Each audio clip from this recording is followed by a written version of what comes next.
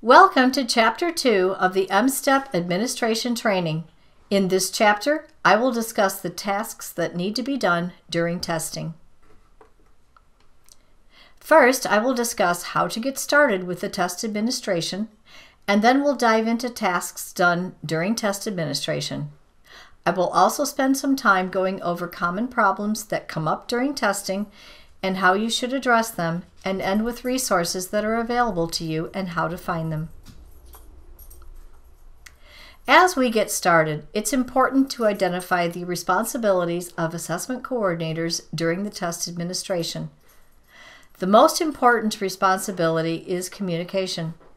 The assessment coordinator is the central point of contact between test administrators, technology coordinators, OEAA if there's anything that needs to be addressed with us, and DRC.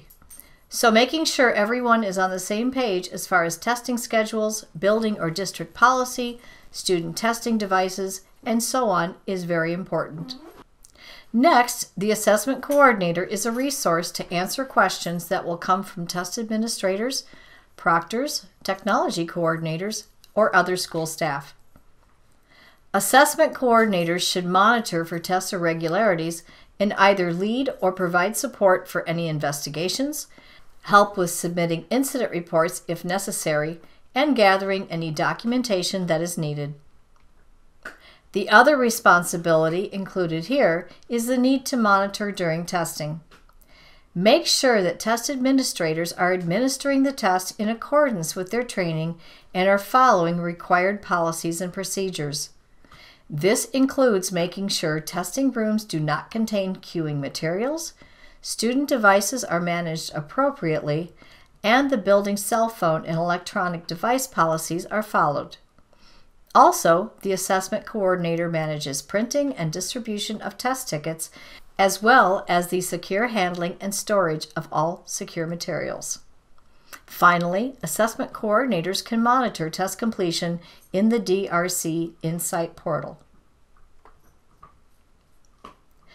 The test administrator's directions and manuals have all of the test administration policy information that test administrators need to know.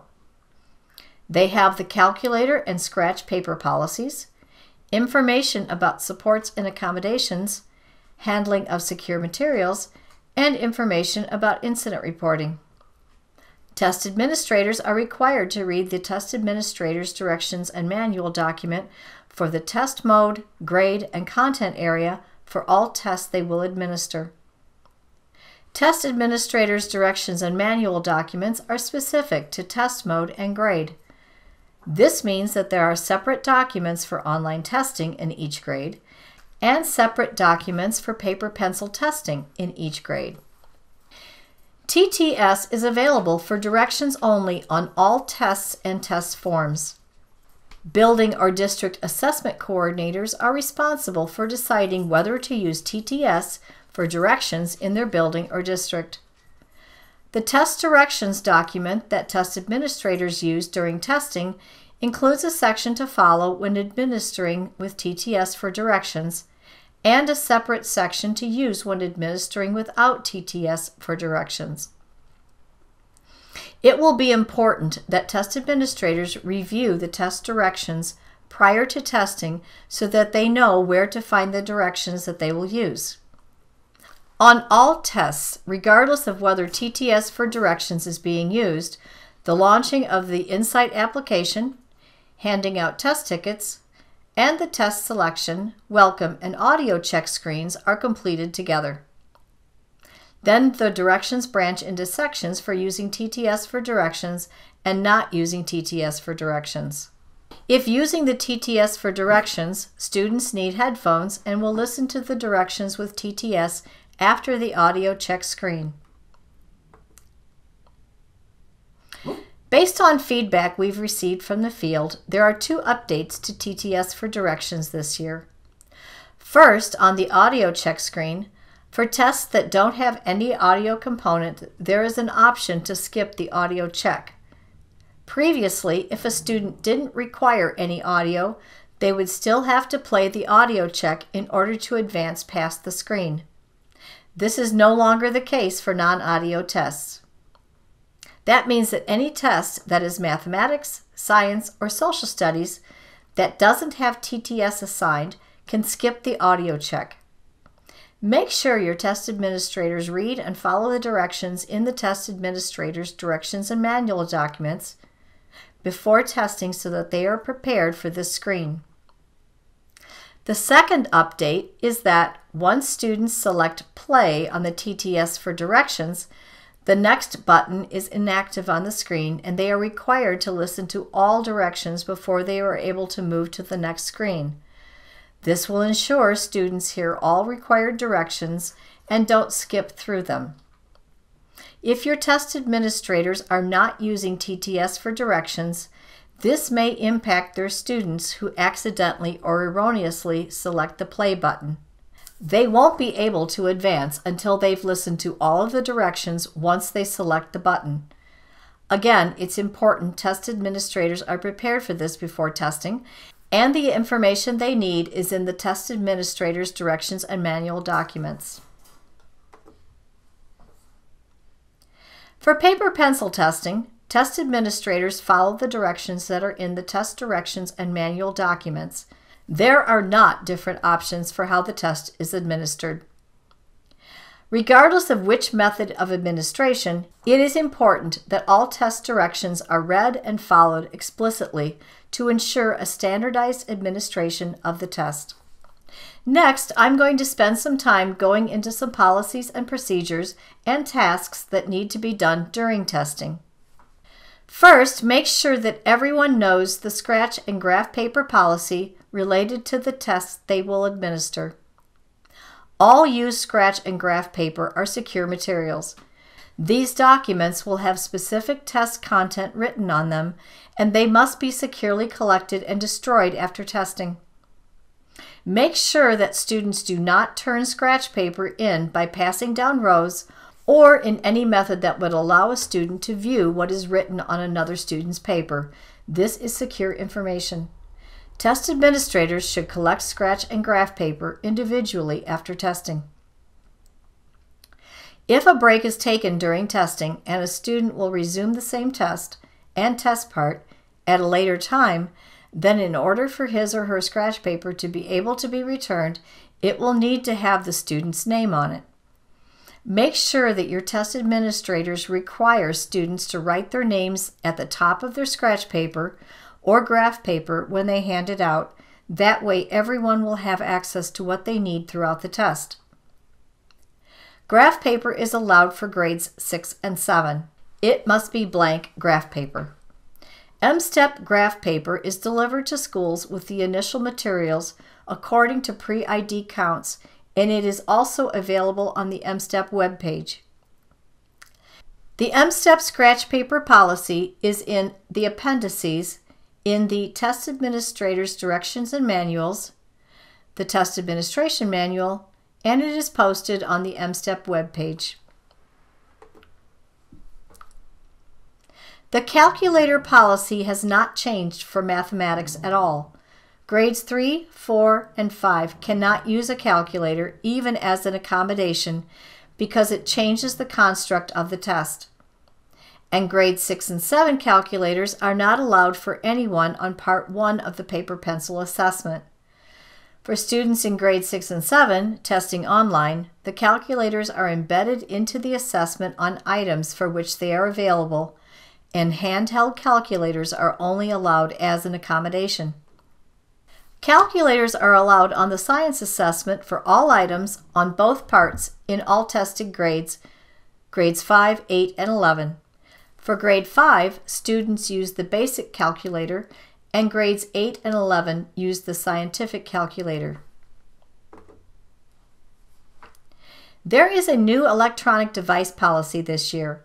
It is in an appendix in the Test Administration Manual, in the Assessment Integrity Guide, and in all of the test administrators' directions and manual documents. There are specific requirements for students and staff. On this slide, I will review student requirements, and on the next slide, I'll review staff requirements. First, students are not allowed to use, wear, or access any non-testing electronic devices. This includes all cell phones, smartwatches, Bluetooth headphones, or any other electronic device or Bluetooth device. Some students may have medically necessary devices. These should be left with the test administrator. If this is not possible, then the test has to be administered in a one-to-one setting. Another important clarification: students are not allowed to access the device they use for testing for any other purpose than testing during the test session. This includes even after they have submitted the test. They cannot use the test device to access anything else as long as the test session is ongoing. For staff, the primary focus is that test administrators and monitors have to be focused on active monitoring at all times. Specific information about what active monitoring means is provided in the Test Administration Manual, Appendix D, and in the Assessment Integrity Guide. Staff are only allowed to use a computer to monitor testing during a test session. Test administrators cannot be working on grading, lesson planning, or any other activity that is not related to test administration. Disruptions must be avoided as much as possible. Cell phones should not be used unless there is a special circumstance that requires alerting staff or an emergency. Wearable technology is discouraged, but if it is worn, it must be set to airplane mode. Finally, test content can never be recorded or photographed in any way for any reason. It is important that test administrators actively monitor testing. This will help reduce the potential for any testing irregularities, and it will ensure that all students are provided a quiet and orderly environment for testing. Active monitoring of a test session looks like a test administrator who is moving through the room unobtrusively observing students while testing. The test administrator should maintain a view of all students at all times, and all of his or her attention should remain on testing at all times throughout the test session. It's also important that test administrators and proctors avoid doing anything that could distract a student from testing. Things like talking to other staff members, even if the conversation is work or testing related, this needs to be avoided.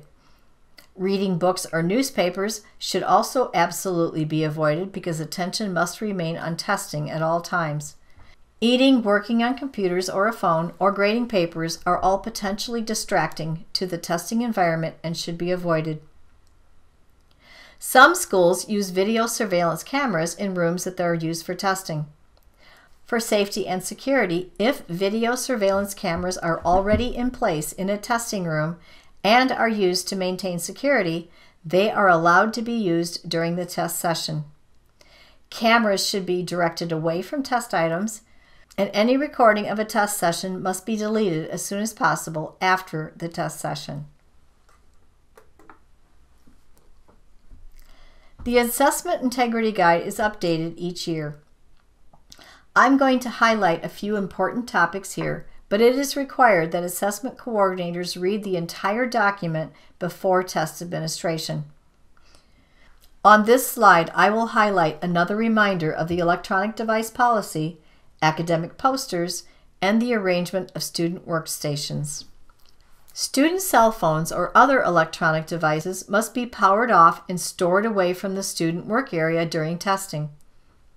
It is the responsibility of district and building assessment coordinators to be sure that test administrators are aware of how your district or building will implement this policy and that this policy is enforced. All academic material that is posted on classroom walls must be covered or removed during the test administration. Make sure you emphasize this in your training. It is something that MDE has seen in several instances. This is a testing irregularity that requires the student's tests to be invalidated or completely retaken, which is not an ideal situation for anyone. And computers or workstations must be arranged so that students are not able to view other students' work during testing. All test administrators must be trained in the administration policies for the M-STEP administration, read the Assessment Integrity Guide, or complete the Assessment Security Training modules, and read the test administrator's directions and manual documents before administering a test. They must also sign the OEAA Security Compliance Form before administering any M-STEP assessment. Test administrators are selected from the list on this slide, which is taken from the Assessment Integrity Guide. Test administrators can be teachers or other licensed educational administrators, paraprofessionals or non-licensed administrative personnel, or substitute teachers. Anyone who administers the test must complete the required training and complete the OEAA Security Compliance Form before test administration. If test administrators are using the test monitoring application, they will need to log in to the DRC Insight portal before beginning the test session to allow students access to the test. Detailed information about setting up the test monitoring application was provided in Chapter 1 of this training, and you can find that information in the M-STEP Test Administration Manual in Appendix H or in the DRC Insight Portal User Guide. This image shows how to access the test monitoring application during testing and where test administrators find the monitoring code and allow access. The red arrow at the top of the page shows how to get to the test monitoring application. Users select the My Applications tab at the top of the screen and then select Test Monitoring in the drop-down menu. Test administrators may not have all of the options listed in the screenshot depending on their access permissions. Next, the monitoring code is highlighted on the screen. This is the code that students need to enter on the welcome screen to access the test. The button to allow student access is also highlighted.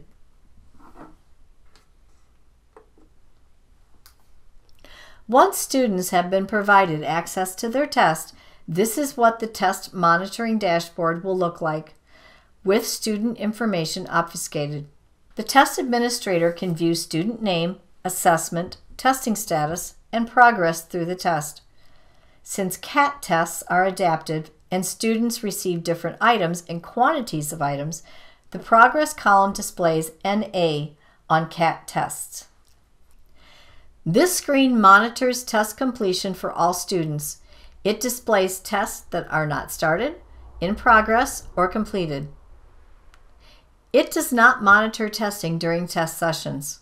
Users can monitor test completion in the DRC Insight portal on the student status screen by grade and content. Users can monitor progress toward completion throughout the test administration using this screen. As a note, the screen shows progress toward completion of students who are assigned to test sessions. It does not identify students who are expected to test by the MDE but were not assigned to the test session. Assessment coordinators must make sure that all students who are expected to test are pre-ID'd in the secure site and assigned to all of the appropriate test sessions, either through the secure site or in the DRC Insight portal. When ending a test session for an online administration, all test tickets, test rosters, scratch paper, and graph paper, if used, must be collected individually from students to be securely destroyed. Test administrators should also be sure that students exit the testing engine. In paper-pencil administrations, test booklets, answer documents, scratch paper, and graph paper, if used, should be collected individually. These documents should not be passed down rows. Be sure to verify that all answer documents, test booklets, and scratch paper are collected from all students. Test administrators must verify that all materials are collected before students are dismissed and the test session ended. All secure materials are then returned for secure storage or destruction. Materials need to be collected after the test administrations for both online and paper-pencil administrations. Be sure that signed security compliance forms are collected from all staff involved in test administration. Also, final copies of testing schedules must be completed and collected. These should be kept for 3 years after the test administration. For paper-pencil administrations, all test booklets and answer documents must be collected. Any used answer documents must have the correct barcode label affixed, and any accommodations used need to be filled in on the answer document. Also be sure the student information is completed and matches the information on the barcode label in the event the barcode label becomes damaged or falls off the document. The test administration manual includes detailed instructions for materials return. Things come up during testing. There can be student behaviors that impact testing. Students sometimes submit a fixed form test by accident or have trouble logging into the test. If you have any problems during testing, there are things you can do to resolve the issue, and you'll be able to find information for how to resolve most issues in the TAM. But remember, we are here to help you ensure that you have a successful test administration that results in valid test scores for the students in your building. Do not hesitate to reach out to us for support when you run into any challenges. Most of the time, we can help you get things back on track with minimal impact to testing. So in this section, I'm going to highlight the most common types of things that we see and what you should do if it happens in your school or district. There is a new appendix in the Test Administration Manual, Appendix F, that provides more detailed information about what to include when submitting an incident report for the 4 most common incident report types we receive each year: tests not completed, prohibited behavior, issues with accommodations or designated supports, or technical problems. Use this appendix to facilitate faster handling of incident reports and to make sure that all of the required information is included. Page 2 of this appendix is a table of the allowable reasons for regeneration of the test. This table includes links to the required parent notification forms. Use those forms when submitting the incident report for faster resolution of the report. Those forms are also available on the MSTEP webpage at www.michigan.gov/MSTEP. Perhaps the most common problem that happens in the online administration is a student submitting a test before completing it. When this happens, if there are 5 or fewer questions answered, contact the call center at 1-877-560-8378 and select option 2. They can get that unlocked for you. If there are more than 5 questions answered, then an incident report is required. Just submit the incident report and we will review it and contact you to help resolve the issue. Remember to use the appendix in the Test Administration Manual to be sure that you include everything that's needed. Another common problem is if a student becomes ill or is removed from the test session before completing the test. For an online administration, collect the student's test ticket and instruct the student to pause and exit the test. The test may be resumed in a later test session using the original test ticket. For paper-pencil administration, the test administrator should collect the test materials and flag the last question answered. The test can then be resumed during a makeup session. Students testing on Chromebooks who have the wrong keyboard setting, US International Keyboard, will not be able to use the quotation marks or apostrophes while in text boxes. To resolve this issue before testing begins, choose Settings on the Chromebook, then choose Keyboard Settings, and be sure US Keyboard is selected. If this happens during testing, have the student click outside of the text box, then press Ctrl-Shift-Spacebar, which will bring up the option to select the US Keyboard setting. DRC has also put out a new technology bulletin on the Chromebook keyboard issue called Keyboard Settings and Tips for Chrome OS and iPad OS Devices so characters display correctly in DRC Insight. It provides step-by-step instructions to force all Chromebooks to have the US keyboard setting so that this issue does not occur. The bulletin is in the DRC Insight portal. Go to the Documents tab and then filter on Audience, District Technology Coordinators. In the online administration, there may be an issue with Insight disconnections or other technical errors. This can be due to a local connectivity issue or a network issue, or it may be an issue that needs to be resolved with DRC. So the first step in any situation of a technical issue while testing online is to contact your local technology coordinator. If the technology coordinator cannot resolve the problem, then they should contact DRC customer support and, if necessary, the district assessment coordinator should submit an incident report if the problem cannot be solved by the technology coordinator or DRC's customer support. Be sure that students are not directed to continue testing while experiencing any technology difficulties during testing. MDE does not unlock or regenerate tests due to an unaddressed technology issue after a test has been completed. I've just gone through a few of the most common scenarios that can come up during testing. Make sure to review your test administration manual if you encounter these or any other issues during testing. During testing, things come up and you may have a need to submit an incident report. It's important to know how to handle this if it happens. First, a testing irregularity is any deviation from any test policy during test administration. There are many things that can cause a testing irregularity, and they're not necessarily that someone has done something wrong. Some examples of what a testing irregularity may be are listed here. Students could engage in prohibited behaviors, like using or accessing a cell phone or electronic device, or copying or cheating on a test.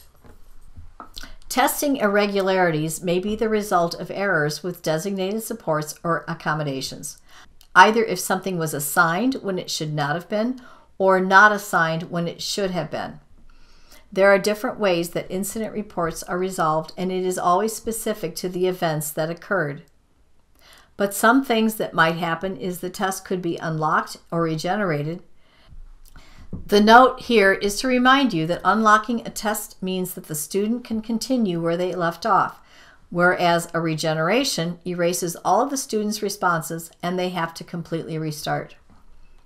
Or sometimes a test can be invalidated, such as being marked Do Not Score or Prohibited Behavior. If a testing irregularity occurs, it's important that you follow these steps to respond to it. Start by getting the facts. What happened, who was involved, and what was the impact to testing. Next, get statements from staff involved when warranted.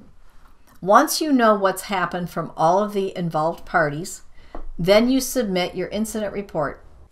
Incident reports should be submitted within 2 school days of the testing irregularity or from the day you were notified of the testing irregularity. You don't need to have all of the documentation ready to submit before submitting the incident report. You just need to be able to describe the testing irregularity and who is involved. There are a few instances where the report must be submitted on the day that it occurred. In those cases, MDE understands that not all relevant facts or documentation may be available yet. That's okay. We can work with you to get everything after the report is submitted. Cases where it might be necessary to submit the report on the day of the incident are if there is some sort of major security breach, such as test content is exposed to non-testing staff, or students, if a student posts test content on social media, for example.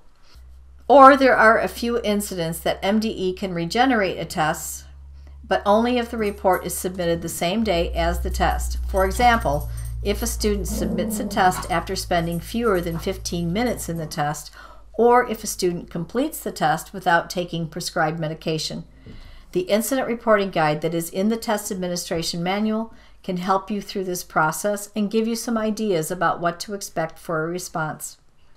Testing irregularities are reported in the OEAA Secure site. Log in, then select the Student Assessments menu, and then Incident Reports from the drop-down menu. The TAM's Incident Reporting Guide and How to Complete an Incident Report appendices includes all of this information in detail, so be sure that you review those sections of the TAM before the testing window begins. But here I'm going to highlight some important information from the Incident Reporting Guide.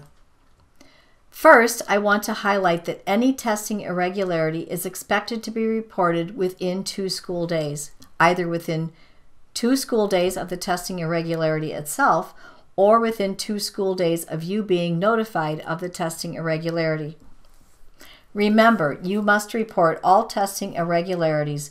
Do not neglect to report a testing irregularity if it was not reported within 2 school days.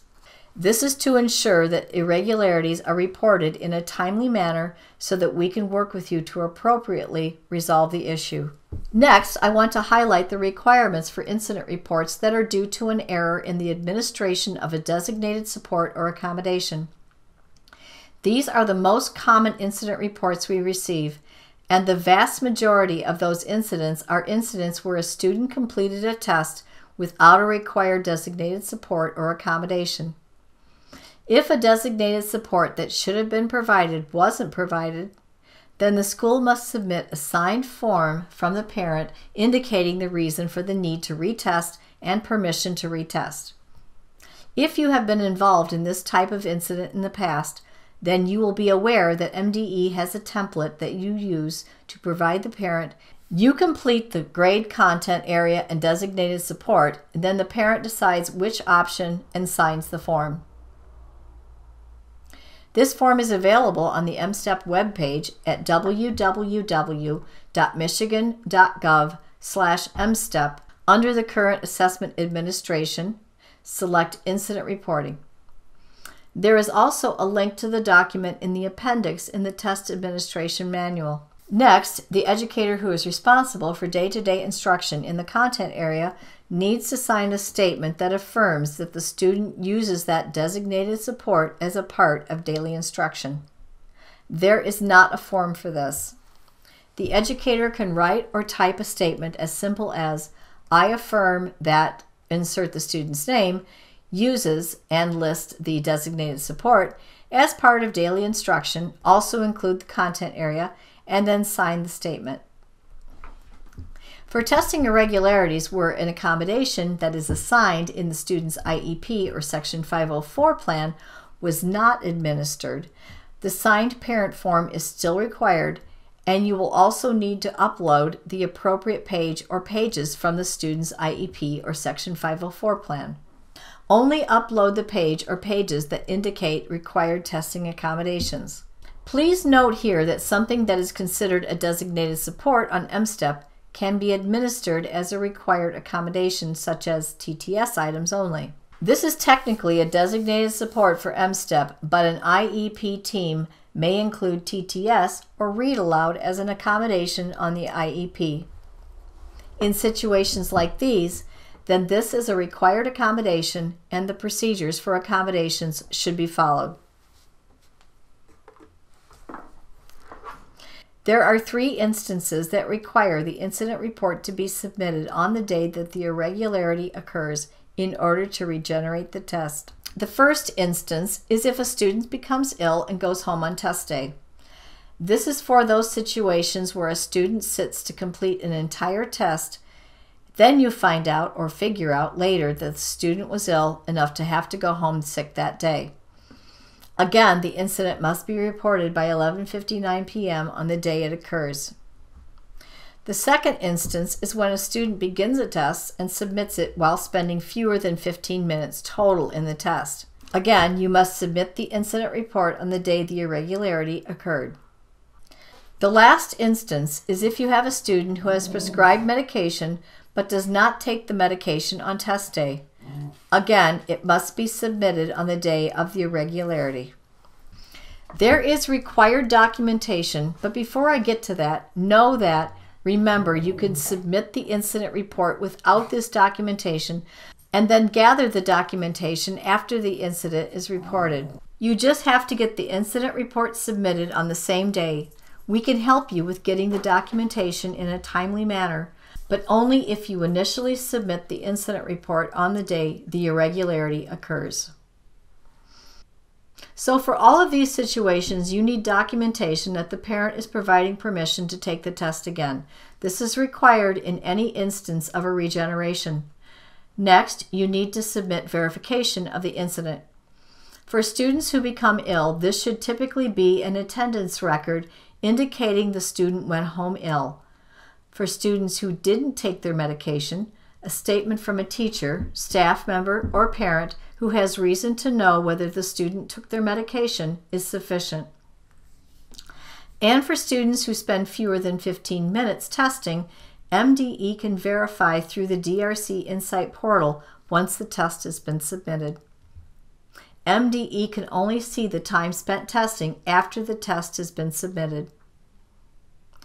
Also, in any instance of regeneration of a test, documentation of parent notification and permission is required. There are different forms necessary for each of these three specific instances. You can access the forms from the MSTEP webpage in the Test Administration Manual, or if you submit the incident report without the form, then the incident responder will attach the form to the response for you. Incident reports are submitted through the secure site. Users select the Student Assessments tab at the top of the page and then Incident Reports in the drop-down menu. The contact information is pre-populated based on the MSTEP assessment coordinator who is assigned in the EEM. Once you have selected the test cycle and entity information, select the grade, content area, and testing mode. Based on these selections, the incident category dropdown will update. Then select the incident subcategory. Directions about which category and subcategory should be used based on your situation can be found in the Incident Reporting Table in the MSTEP Test Administration Manual. This table is organized based on the incident categories listed in the drop-down menu of the secure site.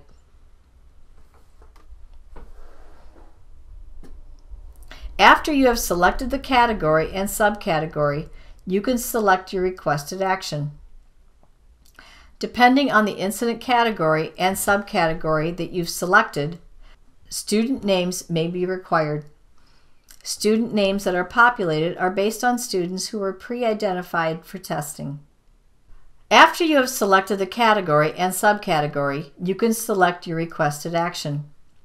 Depending on the incident category and subcategory that you've selected, student names may be required.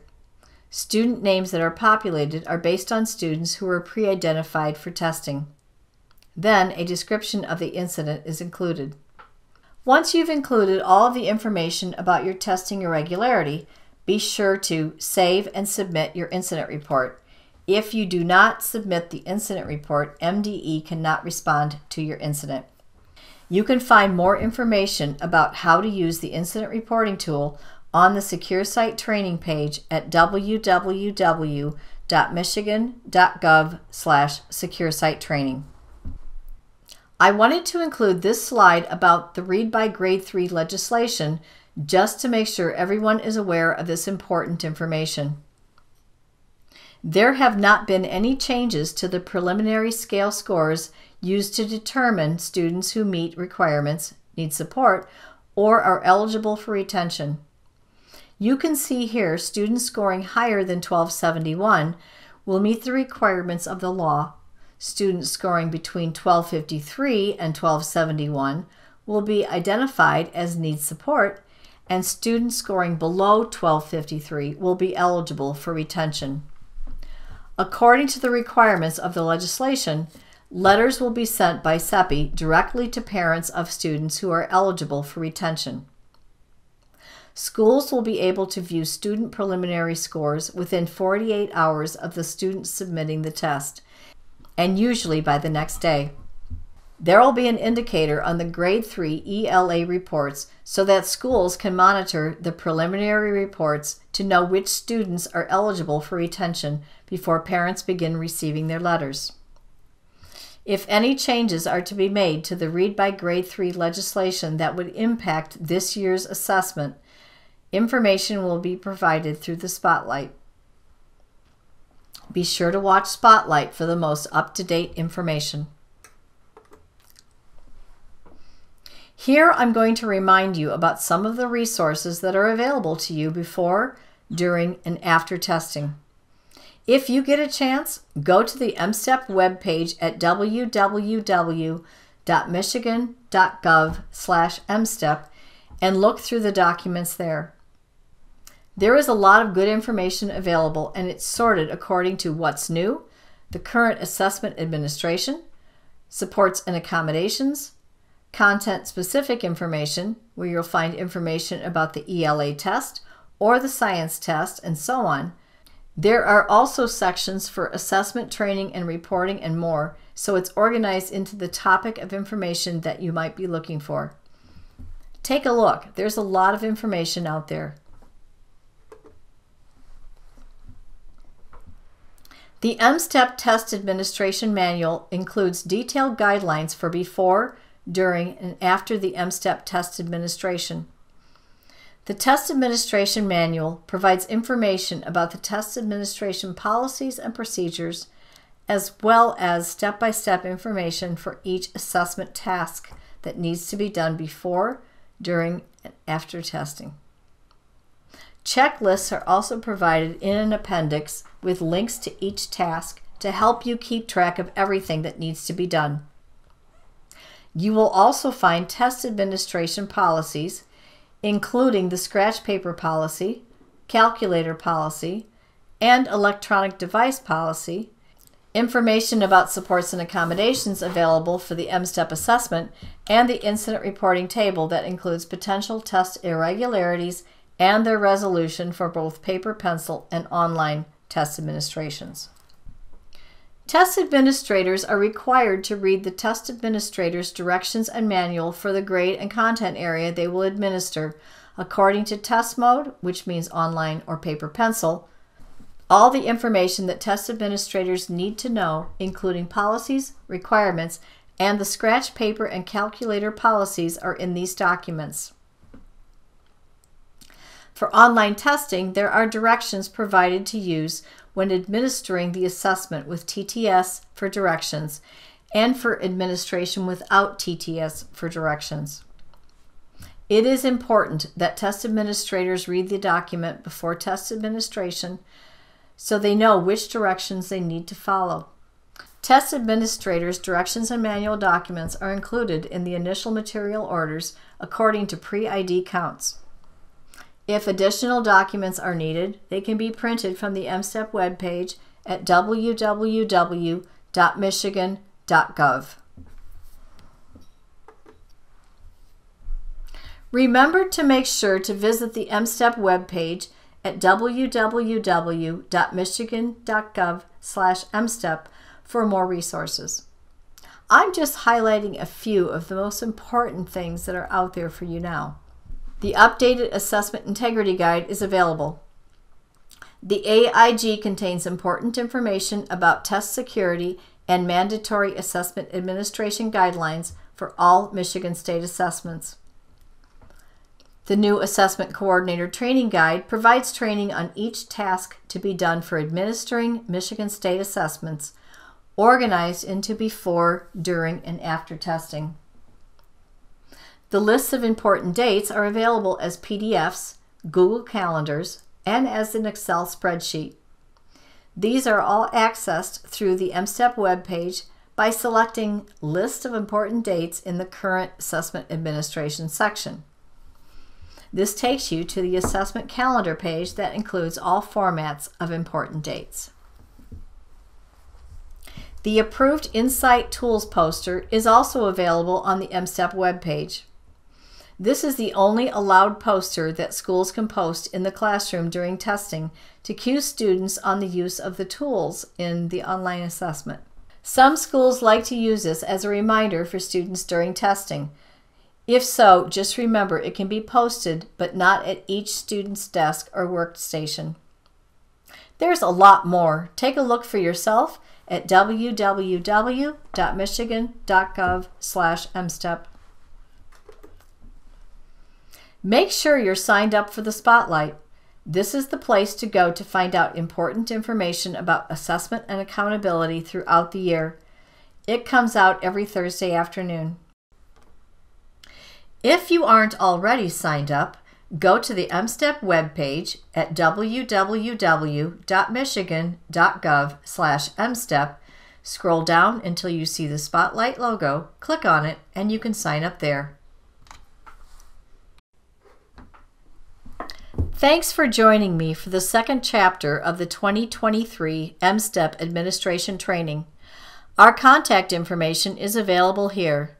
If you have any questions, send an email to mde-oeaa@michigan.gov, or you can call 877-560-8378 and follow the prompts.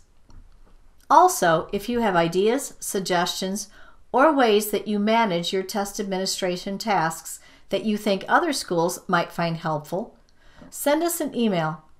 We include those in Spotlight articles, and all of the helpful hints that you see in the TAM came from tips from folks from the field. Let us know what's working for you. There'll be one more chapter of this training to cover what needs to be done after testing. Make sure you watch the Spotlight for when that is available. Thanks for watching.